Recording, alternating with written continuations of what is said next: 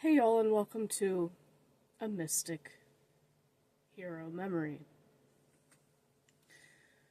Now, I know that when most of us hear the name James Earl Jones, we may think of Mufasa from The Lion King, the elderly Mr. Myrtle from The Sandlot, or even as far back as Darth Vader from Star Wars. Now, unfortunately, I didn't grow up in a Star Wars home. We were Trekkies. But I love both. So I had to discover the enjoyment of Star Wars later on when Episode 1 was soon due to come out in theaters. So I had to pretty much play catch up. As far as my own first personal childhood memories of James Earl Jones, it was a show on PBS from 1989 to 1992, known as Long Ago and Far Away. Now, for us, PBS didn't even come in that great. There were days that it came in fine, and other days where it was just terrible. And we recorded a lot of the episodes of Long Ago and Far Away on VHS, as most families did back then. And that way I could watch them, whenever I felt like it. But as the host of the show, he pretty much sat in a small little square living room, surrounded by a fake, obviously, peaceful night sky, and would pretend to look out the window sometimes. But he would give an introduction to a uniquely animated variety of children's stories from all around the world. All of them are incredible stories. And there's many different animation styles for these stories, aside from the traditional 2D animation that we're all used to. This series is pretty much what made me appreciate claymation, because a lot of them were made that way. And let's just say a couple of my favorites: The Pied Piper of Hamelin, The Reluctant Dragon, The Fool of the World and the Flying Ship. I think it's claymation. It looks like it. I'm pretty sure it is. Those are examples of claymation. But even with the 2D animation, there were a couple different artistic styles used for some of the others. Like, for example, The Man Who Planted Trees. It's a very chalky, sketchy type animation, but it's still incredibly done. But there's so many amazing stories put into this series, and I feel like not a lot of people knew about it or appreciated it like I did. Now, if you're curious, a lot of them can be found here on YouTube. I've found and watched quite a few myself, but I've not found them all, unfortunately. And over the years, I've been saying, why can't somebody just take them all? Like, I don't know who owns the show. I don't know who owns the series. But whoever does, they need to be put on a DVD set that I can purchase and have for myself and watch on my TV down here whenever I feel like it. Because, like I said, they're not all on YouTube. And there are some that I haven't watched in years because they're not on YouTube. And I really miss those episodes.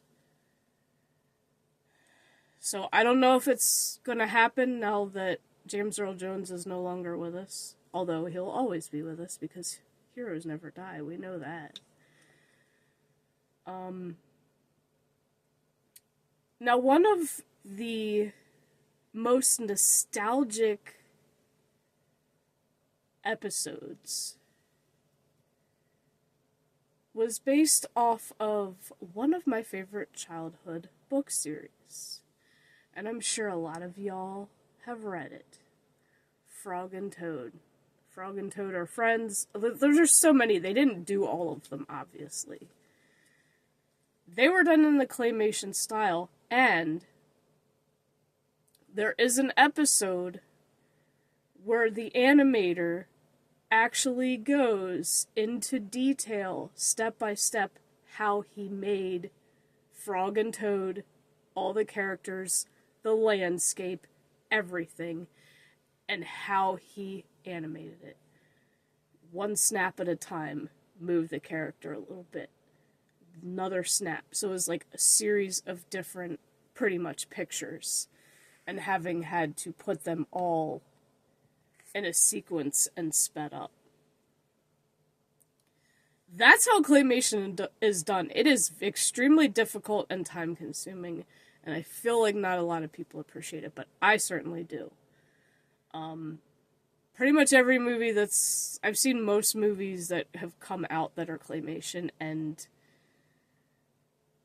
have appreciated them for the work that's put into them, more so than the actual story. Like, one I can say that I definitely appreciate, and it's funny, is Chicken Run. Now, my boyfriend hates that movie. I don't know why. I guess he just doesn't like claymation, but I actually appreciate it.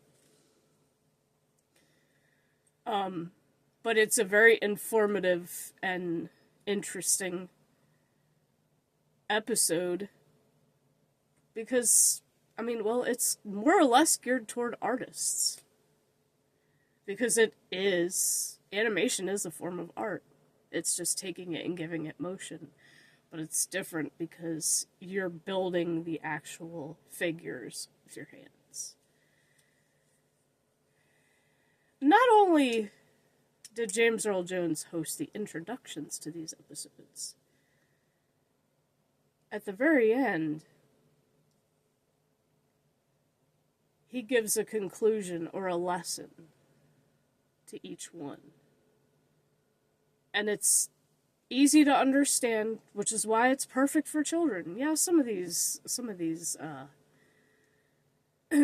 cartoons, or whatever you want to call them, can be a little traumatic for kids because of some of the things that happen to them. And it's stuff that can happen, most of it's fantasy, but there's a few that have instances that could happen in real life. And yeah, can be traumatizing. And I think some of them were based on real life stories as well. So, if you're ever curious and want to watch any of them, just look them up here on YouTube. There's quite a few channels, I think, that have them. And just let me know in the comments for any of you who remember the series. And also feel that it should be brought out on DVD at least for those of us who did appreciate it to purchase somewhere. I think it's streaming somewhere, but that's not the same. I want a physical copy. I'm just an old school nerd. I want a physical copy of it. Something that I can have tangibly in my hands. Much like our very first lightsaber that we ever got. Well, boyfriend bought it, but it is Darth Vader's. The Force FX. Now, the batteries do need to be changed, so keep in mind that it's not near as bold and bright as the newer ones. But it still works like a champ.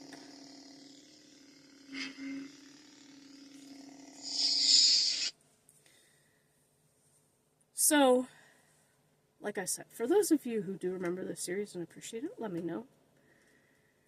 And I just feel like it's one of those underappreciated gems that, in reality, no matter how old I get, I could watch every episode an infinite number of times without getting tired of it.